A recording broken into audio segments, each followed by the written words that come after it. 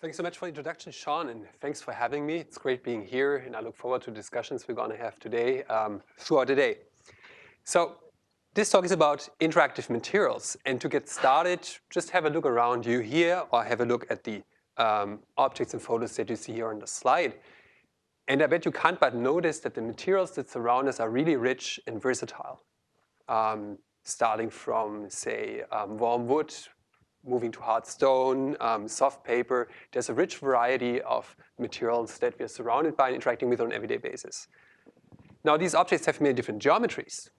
Most of them are actually not planar. They can be curved. They can be having irregular surface features.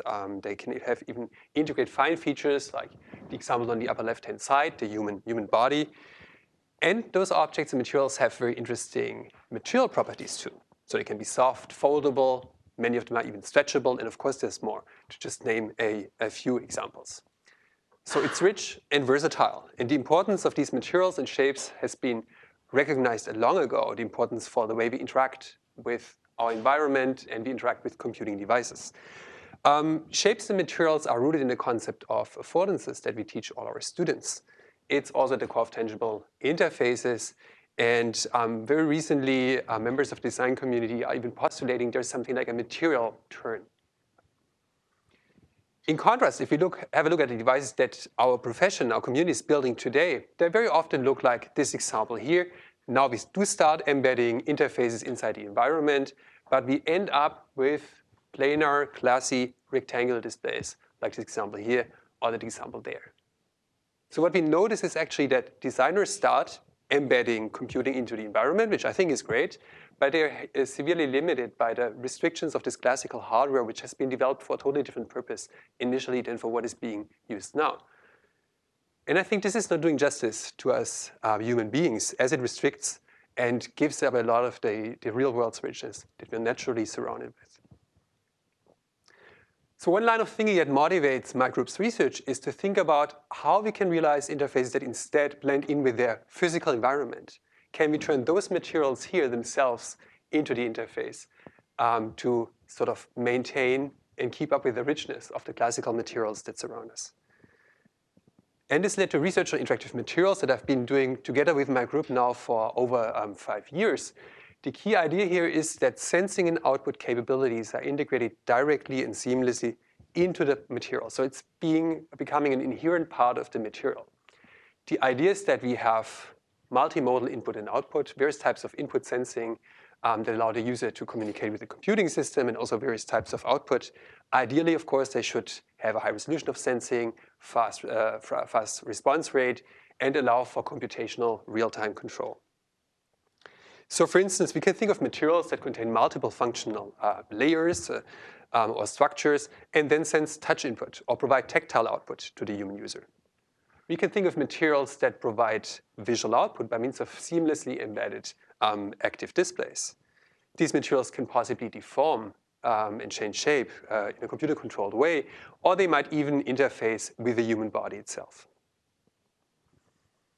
Of course, a key goal is that these materials, these interactive materials, blend in with a wide set of base materials. So our goal is to work with materials that have many different properties, extremely thin materials, soft materials, stretchable materials, materials with cavities, holes, intricate fine details.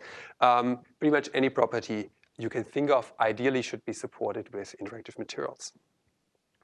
Then the last point, where sort of my perspective as a computer scientist is blending in, our goal is that those desired properties of interactive materials shall be designable using digital design tools. So the idea here is that we allow designers, HCI people like us, to sort of customize the desired properties of those materials, be it their shape, be it their interactive behavior, be it their material properties, and there can be more.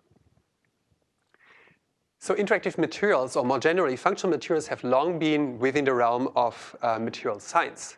So typically, you could think of materials that are conductive or have many different other properties that are available in quite complex and heavily equipped labs in material science. The good news is that now these materials and also these fabrication processes are becoming available for people like us, for researchers in HCI, even for makers, for interested lay people to realize interactive materials, their own materials with their own personalized desired custom properties in a comparably simple lab environment. So our research on interactive materials is part of an emerging area, as Sean has mentioned, where materials intersect with computing. And different terms have been coined in our community and elsewhere, and each of these terms and perspectives is looking at the same problem from a slightly different angle. With the term interactive materials, we focus on HCI, we focus on the user interface, on the interaction that is happening between the user and the computer interface that is mitigated or mediated by materials that are responsive. So how do interactive materials change the way how people can interact with computers? The key point is that they enable user interfaces that are more deeply, more seamlessly integrated with new physical properties, new form factors, topics such as properties such as elasticity, and new locations of use where so far it was not possible to deploy user interfaces in the first place. So for instance, we can think about embedding interface environments like those ones here that you see where we have rich materials. We create interfaces with compatible form factors and interfaces that are aesthetic. We can think of interfaces that we deploy on the human body. For instance, interfaces that make use of mobility. Think of deploying interfaces on our fingertips, for instance, that allow us to do micro gestures while we are on the go, very subtle, discrete interactions that are compatible with eyes-free interaction. Deployed on the body, we can think of new ways of body interfacing for application in health, in sports, or rehabilitation. Or we can think of interfaces for expressive remote communication. Interactive materials might give us new ways of interacting in rich physical ways. So here, for instance, you see tangibles that are fully 3D printed on a standard FDM, a 3D printer. And those tangibles can sense their deformation by means of embedded capacitive structures, capacitors that are printed in specific ways, such they detect this deformation. And the inner state of the tangible can then be read out by a conventional off-the-shelf multi-touch sensor in this tablet that you see underneath. Interactive materials could also help us engage in new creative ways with interactive materials. Here you see some work that we did together with Joe Paradiso's group a few years back. It's a cuttable multi-touch sensing material. The idea here is that this is a material that one might possibly be able to buy off the shelf someday, and then interact with this material as if it was plain paper, essentially cut it to any desired shape. In order to make this possible, we optimize the inner routing of the electrodes and the conductive lines inside the sensor to ensure it is robust to a wide variety of cuts that might occur when the sensor is being interacted with. Just to give you a last example, interactive materials have potential for education too. This is a spin-off of my lab where we use foldable electronics to help kids by means of using simple foldable sensors to learn about programming hardware and the Internet of Things in a very hands-on way. So I think many exciting opportunities for interacting with computing devices in the future by deeply embedding them inside the materials and the environment. Now in this talk today, I would like to discuss 3 key questions that are becoming important when we bring interactive materials to HCI. First, how can we create those materials, those interactive materials? And I mentioned that the classical processes and materials that come from material science might not be really compatible with the environment that we need in HCI. That also might not be compatible with the needs of rapid iterations and rapid prototyping, which is a common way of how designers, user interface designers, would explore new interface design options. So I should specify here that we're interested in creating interactive materials in a simple lab settings, in a lab setting that is just using inexpensive tooling that does not require complex knowledge or skills about how to operate specific machinery or tools. It does not require to formulate or build your own inks or materials. The ideal goal is to have an sort of an off-the-shelf setup where we use some simple machinery and some off-the-shelf materials. And I will show you some examples of how this can be done. A second key question, of course, then from an HCI perspective is what would be new user interfaces and interaction techniques that those materials with their new properties enable. Of course, opportunities are manifold here. I will focus on one example area that we've been active in for the past couple of years, turning the human skin itself into an interactive surface and into an interface.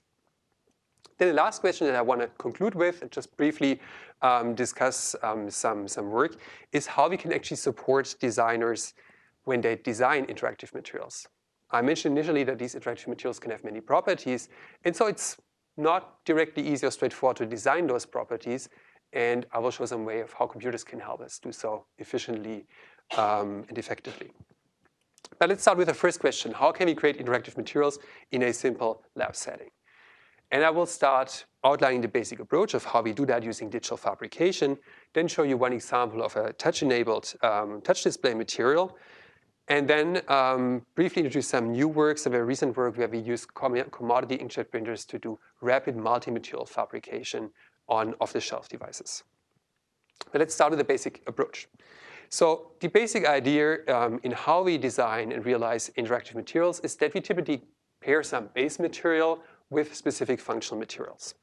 So there is a wide variety of base materials available out here, and of course our goal is to support many of them. So we work a lot with polymer or paper or stretchable silicones, but we are also truly interested in more exotic materials that commonly are not or typically are not being used in user interfaces such as wood or leather, glass, and others.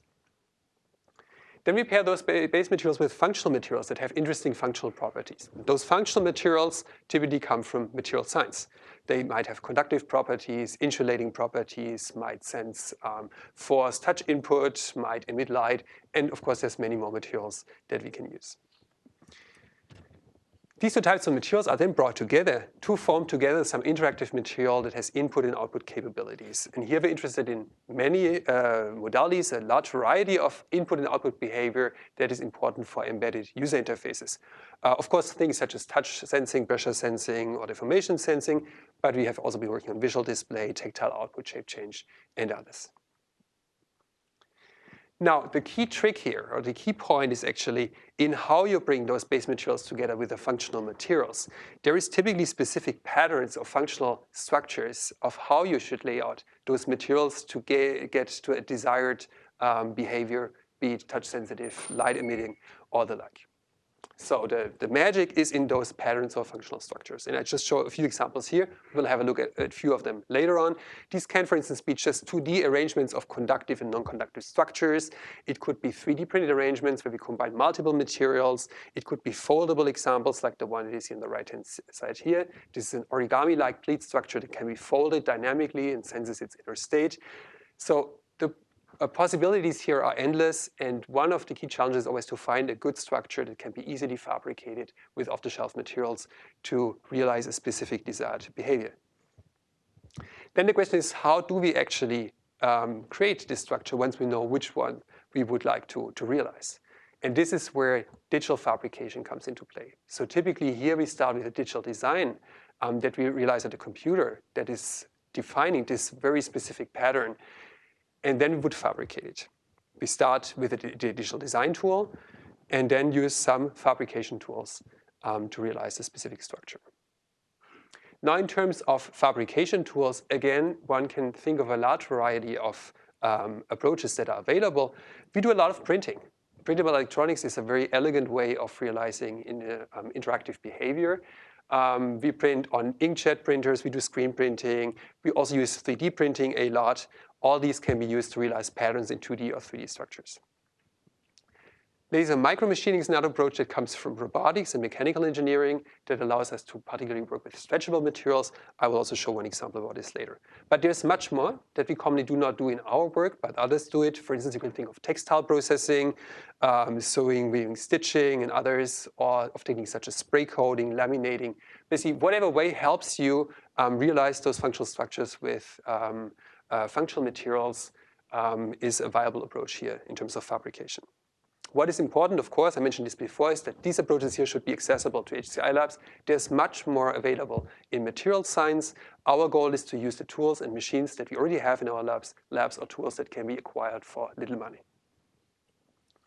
Now, to make things a bit more concrete, let me give an example. In this case, we're talking about a display material that can realize visual output. And imagine, just another concrete example, you have this artificial plant here, and your goal is for some reason of prototyping, to integrate a visual display inside this plan sleeve. Could be some awareness display, for instance, which is giving subtle information notifications to a user. Now, it's obvious that using classical electronics, the things you typically can get on SparkFun, would not help us here because there's a strong incompatibility between the form factor of those off-the-shelf hardware devices and the specific demanding form factor that we're talking about here. So our answer that we proposed in this project PrintScreen is to allow the user to create his or her own customized display materials by printing. So this allows the user to realize thin film displays that are deformable and actively emitting light in specific shapes and form factors that are compatible with those materials. So the key idea here is really that instead of buying an off-the-shelf display, you would rather realize your own display or have your own display printed with specific custom properties in terms of shape, visual content, etc. And the way this works is, again, using digital fabrication. So we start with a digital design step where the user can draw from a number of primitives that we have presented in the paper for realizing custom displays with custom visual content. Those could be segments of specific desired shapes. It could be multiple segments or even simple matrix displays. Then the next step, this display is being printed. And the principle that we use here for making a display that can actually emit light is electroluminescence. It's a known principle for displays that are printable. And a key benefit here is very robust. That means you don't need a clean room or anything like. You can realize it in your own simple HCI lab environment. It is essentially a light-emitting capacitor. So the idea is to print multiple functional layers of functional materials on top of each other that together act as a capacitor. 2 layers of conductors, and then functional layers, typically with phosphor, which then together, once you apply an AC voltage, would actively emit photons. So it's a display that's very similar to an LED, if you will, but a simple one, of course. We print on some base substrate, and I will show some examples later of the materials that you can choose from, insulate to the top, and then you have a display which is roughly 1/10 of a millimeter thick and working. So how would you print these layers? Of course, that's an important question for HCI labs. Here we introduce functional screen printing into HCI. Many of you, or some of you at least, I guess, will have done silk screen printing before, probably not with functional inks, just with regular inks. We're using the very same principle here. So you can use inexpensive hobbyist equipment for silk screen printing and then manually apply the paste, as you've just seen here, layer by layer. And this gives you a display of a really surprisingly high quality. Lastly, you connect this printed display to a control unit, and then you can interact with it. Here's one example. Here we augmented a classical paper postcard. So this is plain paper with a static print. And we augmented it with desired visual output capabilities that you see here, these portions there. We use the same electrodes we print for the display, also for touch sensing in a time multiplexing way, so the user can actually even interact with these displays here. And one point that motivated us to do this project in the first place is that this approach is compatible with many different materials. You see just a few of them here. I guess my favorite is wood. Taking thin wood veneer and printing on the backside allows you to have a calm display, which is not visible from the top unless it is illuminated. And with this approach, many types of displays with advanced form factors can then be created. You see some examples here.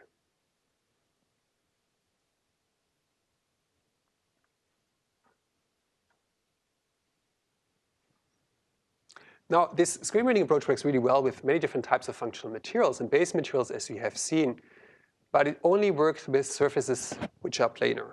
And now think of objects that we have around us which tend to be more irregular in nature, just for instance like this stone in the photo here. In this case, screen printing would be coming to its limit. In order to allow people to print on materials that have such irregular structures, also cavities and holes, we recently proposed an extension to screen printing, which is a water transfer process. The key idea here is that you still screen print on some planar layer, but then you print on a specific sheet that dissolves when put onto a water bed, which means that the print structures essentially would be free-floating on the water surface. And then you can dip coat your desired object into this structure, which then allows it to have interactive materials that are on doubly curved objects, on highly irregular objects like the ones that you see here. If you want to go one step further and move into the inside of objects, create some structures for whatever reason inside objects, you can use 3D printing. Here's a few examples of work that we did, and I won't go into details for reasons of time, but I'm happy to talk about those later. The key idea here is to use conductive filament alongside normal filaments. So you can use standard FDM printers, which are available in most HCI labs, to realize your own specific 3D shaped interactive materials.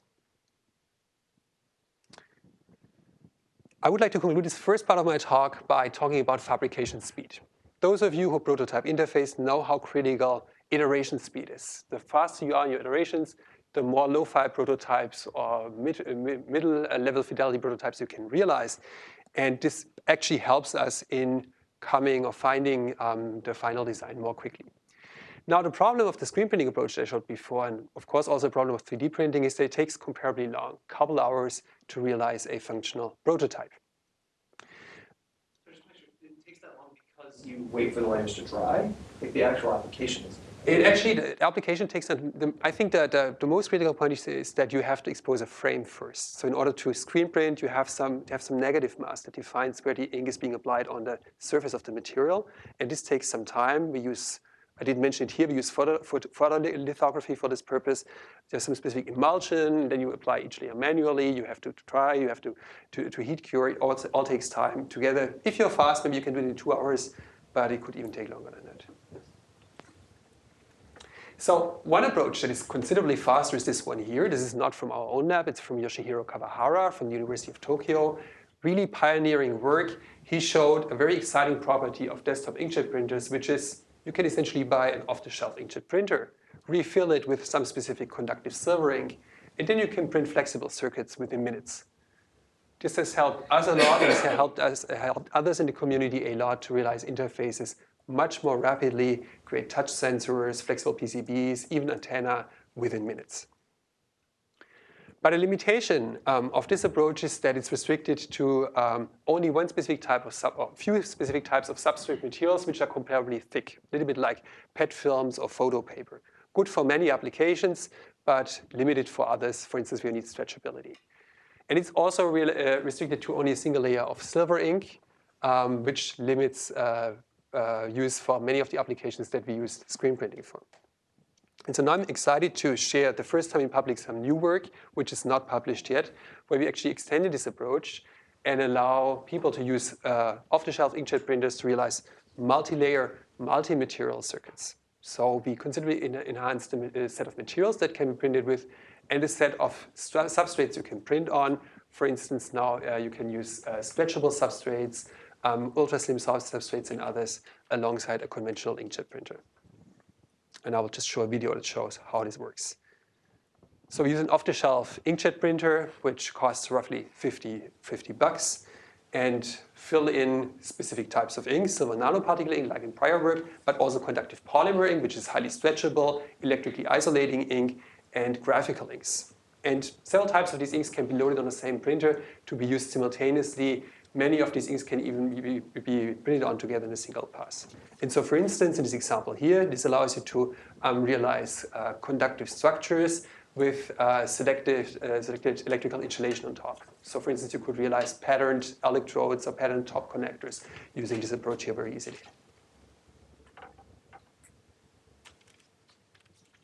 It also allows you to realize full color circuits and print on many different materials.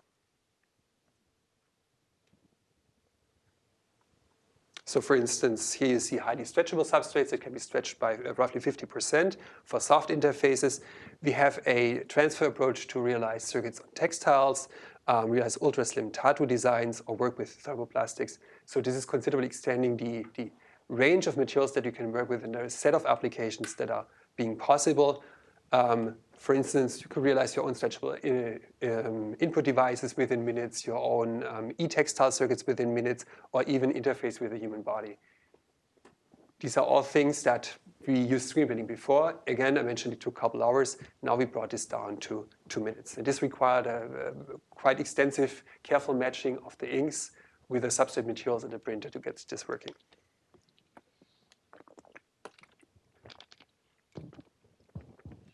So the next question I want to talk about is actually how we can create, or what types of new user interfaces we can create, and what are the interaction techniques. And of course, opportunities are manifold.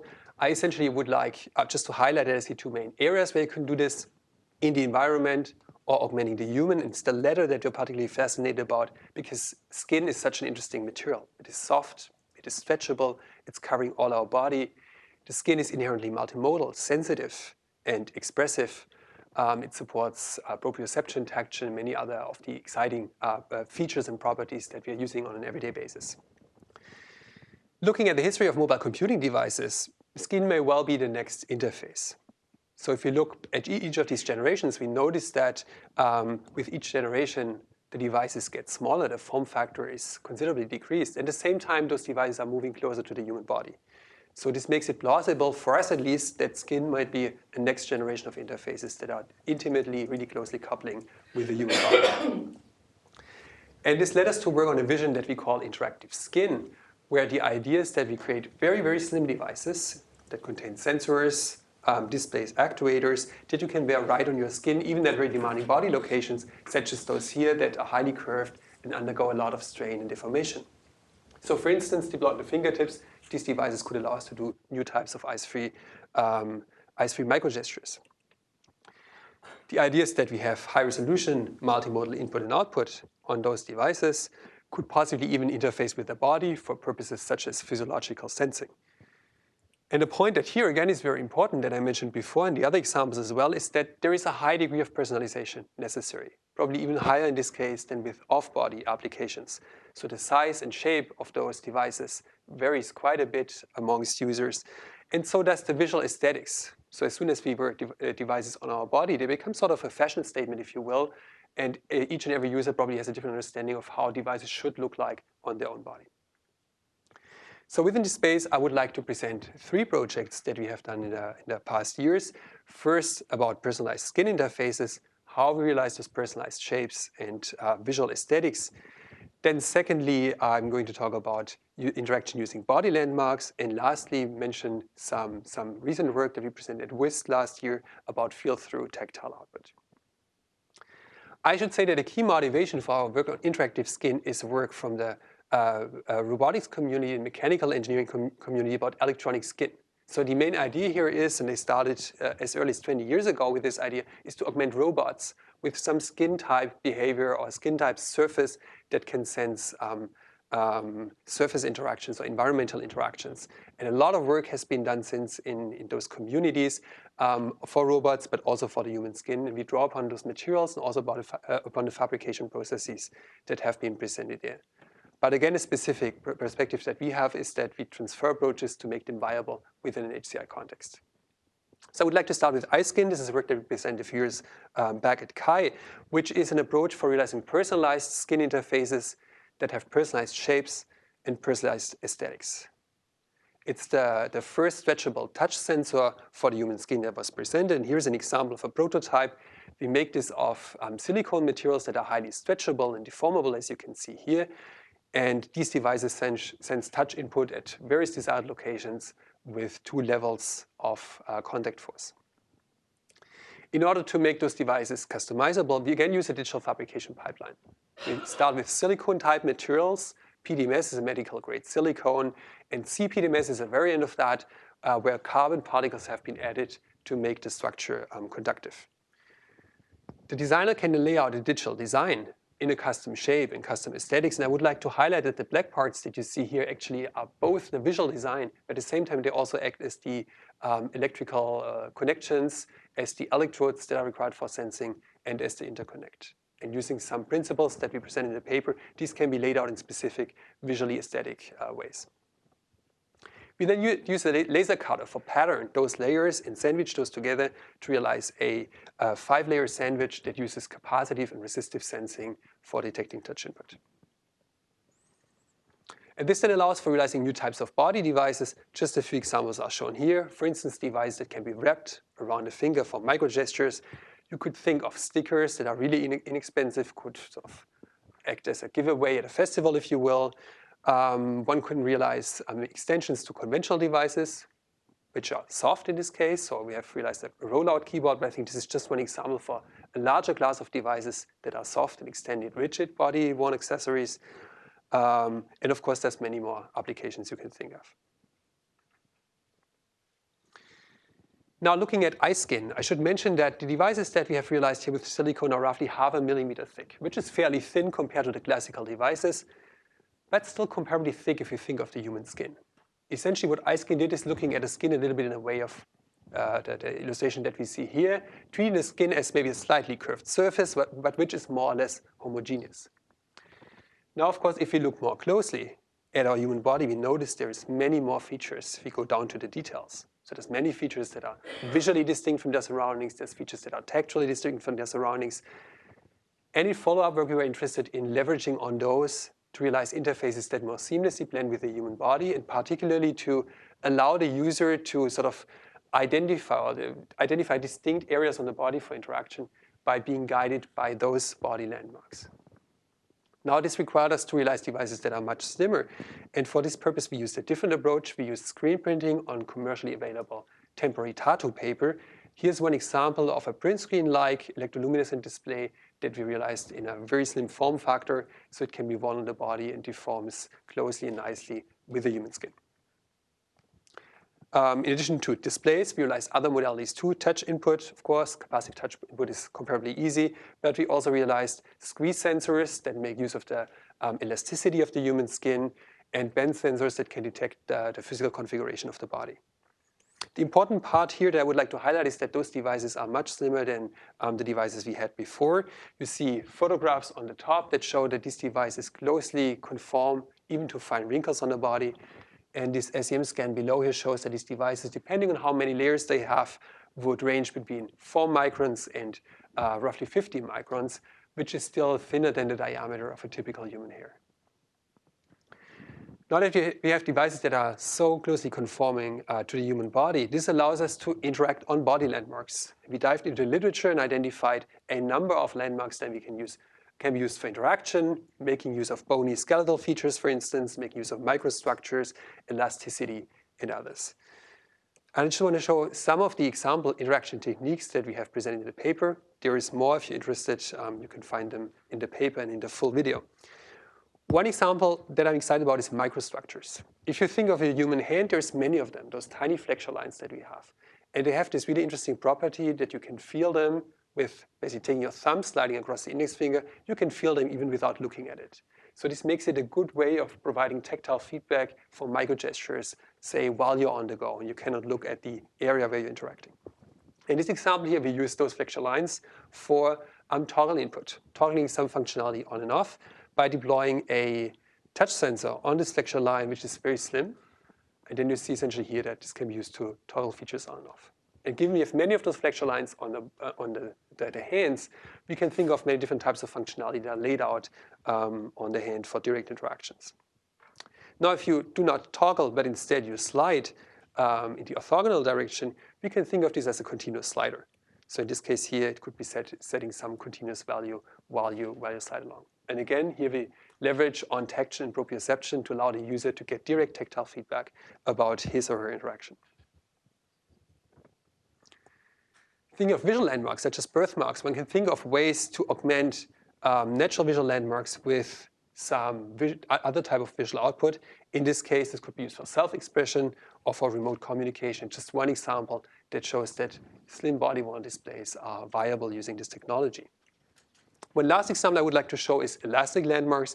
Here the idea is that we allow the user to make use of the inherent stretchability of the body for different types of interactions, different than touching. In this case here, we use the squeeze sensor that allows the system to detect squeezing or pulling. And this can be used as some form of input, for instance, to avoid false positives, because it is less likely that you're accidentally pulling on some specific area on the skin. So now that I've shown the basic feasibility of interactive skin and some example interaction techniques, there is one important channel missing. You may have noticed this. I have not talked about tactile output so far, which of course is a prime modality and interaction channel when we talk about the human body. So can we integrate tactile output inside a tattoo form factor? That was one of the questions that has driven us for a couple of years. And I would like to show you some project now that shows that this is possible. So this allows us to realize new types of interfaces in tactile augmented reality. Let me explain what I mean by that. So if you look at the visual domain, for instance, we have devices like the HoloLens. These allow us to augment real-world visual cues with computer-generated visual output. We have something similar for hearing. Bone-conducting headphones, for instance, they keep our natural hearing intact, so we can hear the natural auditory cues from the environment, but at the same time, we can augment them with some computer-generated output. But how about the tactile domain? How about a feel-through interface? Say an interface that in this case would allow us to feel the rubbery features of the tire, and at the same time augmented with computer-generated output. Obviously, it will not work with an actuator like this one here because it's too rigid and too bulky. To address this problem, we have realized Tacttoo, which is the first feel-through tactile interface that is considerably slimmer. So actually, you can feel through the interface itself while augmenting it with computer-generated tactile output. It's in a Tacttoo form factor. To our knowledge, the thinnest tactile interface available so far with 35 microns of thickness. And so you can see on this photo here that it's conformal even with tiny wrinkles. It features a high textile density for tactile output, and given we use, again, digital fabrication, it's easily customizable. So the example on the left is on the finger pad, the example on the right is on the forearm. With these unique features, Tacttoo enables to augment physical objects or the human body with tactile output. It can also deliver subtle and private notifications to the skin, as in this example here. And its dense text array can create rich haptic sensations for VR experiences. What is the sensation of it? So the sensation, I will basically just nice transition, lead over to the next slide. So the sensation is sort of a vibration or slight tickling. So we actually looked into many different technologies because obviously it's demanding to realize a tactile output device which is 35 microns thick. And we eventually opted for electrotactile output. So the key benefit of electrotactile output is that you don't need mechanical actuators, which tend to be more bulky by nature. All you need is an electrode, and then basically you send some slight current into the skin, which is stimulating nerve endings, and this can be felt as a slight vibration or slight tickling. It's a known principle, has been applied before, but never in a device form factor which is as thin. And this brings me to the challenge that we had to solve. Actually, we need to deliver a certain amount of current, 1 to 2 milliamperes in this case, through those skin-exposed electrodes. And so skin contact is a really critical point here. We need to have strong and consistent skin contact to consistently deliver this current. If there were just some tiny air gaps, sparks might arise that render the electrodes. It's not painful, but it renders the electrodes unusable. And I have an example here from prior work at Kai that shows this very effect here happening. So after some use of the electrodes, on the left you see how they initially looked like. On the right-hand side you see the effect of those tiny sparks that have happened. And so we wanted to realize a system that despite the very slim design with small mechanical forces that we can apply, despite those properties, is really closely and strongly contacting the human skin. And to this end, we created a printable approach to ensure tight fitting of the device by printing an approach that we call microspring. The key idea here is that we leverage on multiple functional materials that have different physical capabilities. I mean, different thicknesses once they are printed. So we print part of the tattoo, particularly all the electrical interconnects, with an electrically conductive polymer, which is called P.PSS. And this can be printed in very, very thin lines. In contrast, we print the electrodes that are contacting the human skin with silver. And silver printed electrodes, if you screen print them, are much thicker than the P.PSS printed lines. So actually what we have is what you see on the right-hand side. We have the electrodes that are roughly 20 microns thick, while the remainder is much less thick, roughly 8 microns. And so this has an interesting effect once you transfer this printed device onto the body. What actually happens is that the soft areas stretch, and they create some lateral tension, which then in turn translates into some normal force, and this actually generates some slight force, which is strong enough to create a consistent skin contact. You see this example here again. So one on the very right-hand side is our microspring mechanism. Even after use, we have clear electrodes. In contrast, if we used the very same stack of materials that we have, but without printing the microspring mechanism, ours would look like in prior work, which is showing this problem of of deterioration that you might have because of air gaps. So this is the very principle, and with this we were able to create good and significant lasting contact. Of course, we're interested whether these devices really feel through. I don't want to go into details here, they are in the paper, but the bottom line is the perception of wearing these devices close to, not wearing a device at all, close to bare skin. And another important point is it's considerably better than the prior state of the art, which was a roughly 100 micron thick device. So what we see here is that even considerably small improvements, if you will, we're already at the micron level here, have important effects on the wearability and the feel-through properties of those devices. To look into these questions in more detail, we have recently published a study at CHI that publishes extended findings about how different types of materials of these epidermal devices affect human tactile perception. Now, these feel-through properties of Tacttoo then allow us to realize novel kinds of interfaces. Coming back to the example that I've shown previously, in this case, a designer working on a model car can now feel a real rubbery texture of the original car, while we can augment it with, say, for instance, simulated engine vibrations. On the human body, we can use this device to provide dynamic output, dynamic landmarks, in addition to the static ones that I talked about before. So the user can still feel bony structures or veins or the like for being guided, but then we can also dynamically render virtual buttons, if you will, for instance, on the device that might even be reacting onto being touched or pressure with a different pattern. And then finally, the dense array of Tacttoo allows us to create rich tactile sensations in VR.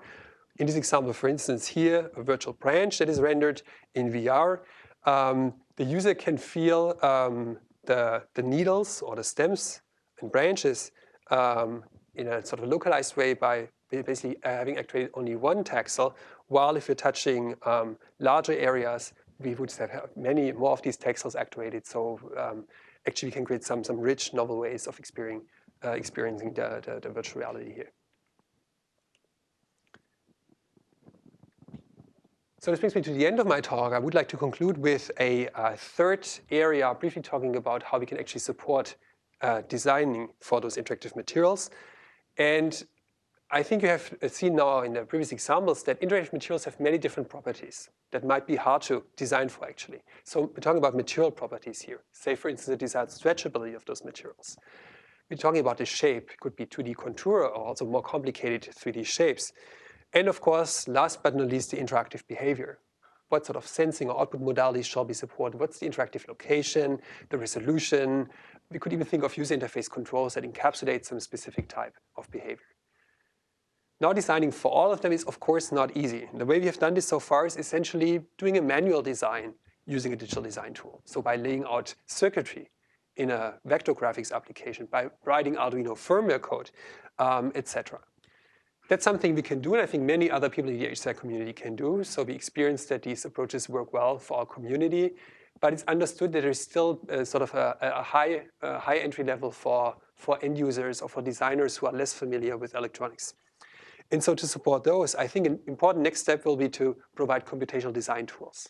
So these abstract from those low-level details and sort of allow the designer to specify the desired high-level properties. And then the idea is that these design tools will generate low-level designs for fabrication, print files, STL files, and the like.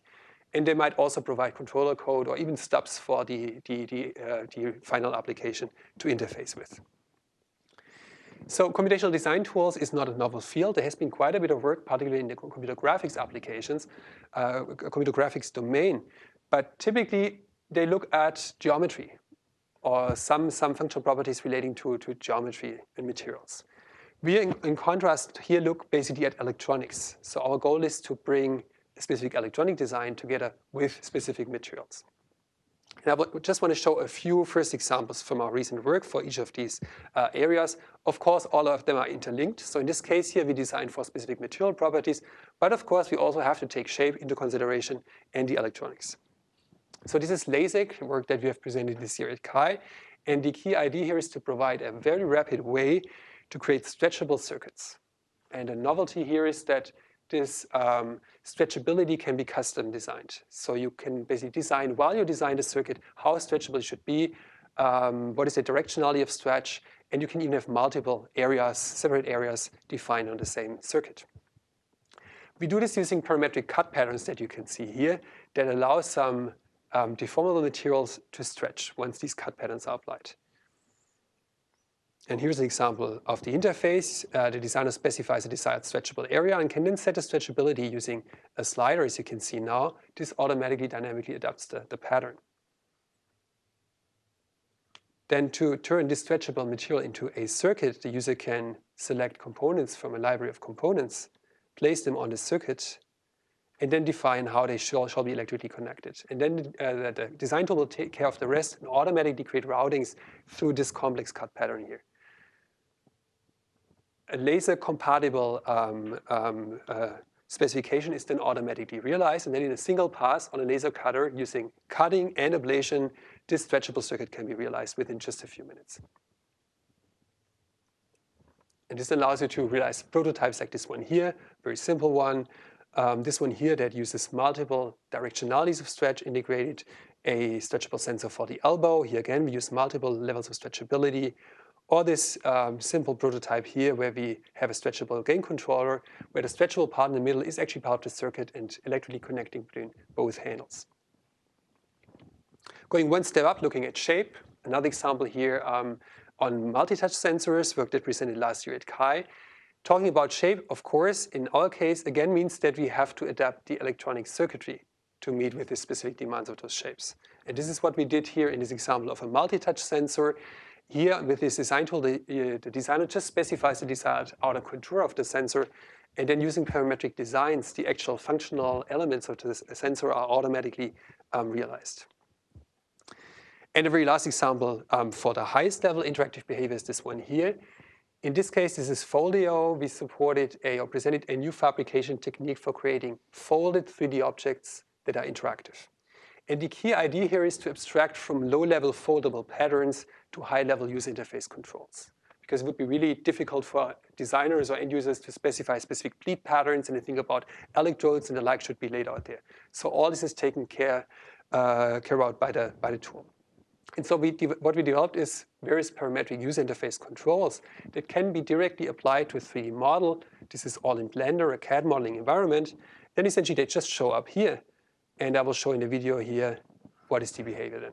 Basically, by selecting those printable controls and applying them to the 3D geometry, they're automatically parameterized and then displayed here in this unfolded view. So also the routings and all those parts would be done automatically, which gives us in the end a print specification that can simply be printed for fabrication. And this allows the user to very rapidly prototype foldable 3D objects, such as this interactive lampshade that is touch sensitive, or a fun game controller, which is bendable, or printed actuators that are very slim, that are integrated inside those 3D structures here. This is my favorite, a paper plane, which is light enough to fly and has a display embedded. So of course, these are just first and simple examples. There's a lot more work to be done in this space here, and I think one of the key questions is what are the appropriate user interface controls or the appropriate levels of abstraction that we can offer to designers so they can make productive use of interactive materials for embedded interfaces. So this brings me to the conclusion. I hope today I could convince you that interactive materials are no longer restricted to material science. They are now entering the realm of HCI, and we can start making productive use of those. So we have fabrication techniques available that are easy to use and affordable and also rapid, so we can embed a wide variety of input and output modalities into a wide range of materials. We have seen that those new form factors and material properties enable promising novel interactive devices, interaction techniques. I've mostly focused just on the body today, but research from other groups is showing exciting other avenues of how you can integrate such interactive materials inside a wide array of interactive applications. And then last but not least, I highlighted the need for computational support. Here we need more research that allows designers or end users to use computational design tools to model at a high level of abstraction.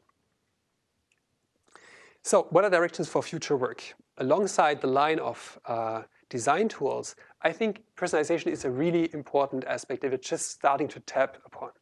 So what works fairly well now for interface designers doesn't necessarily work well yet for end users. And one vision is that one day end users can basically just get, say, their body scanned And then a computational design tool would automatically realize a personalized medical device, say, for instance, for them, that they can have printed as a service, like you print a photo book today, or at some point they might even print it on their own desk using some inexpensive device that they have at home. Realizing self-contained systems is another important avenue. So essentially, all of the prototypes that I've shown here are connected to some still rigid microcontroller, a rigid battery that is then wirelessly connecting to a computing device. Realizing self-contained systems that harvest their own energy or create their own energy by interaction is an orthogonal question that is being worked on in our community and elsewhere, and will be important to bring together with the research that we're doing here. And then lastly, I'm really excited about the opportunities that the human body is providing for future user interfaces. I've shown one example where we use interactive skin to interface with the human body electrically.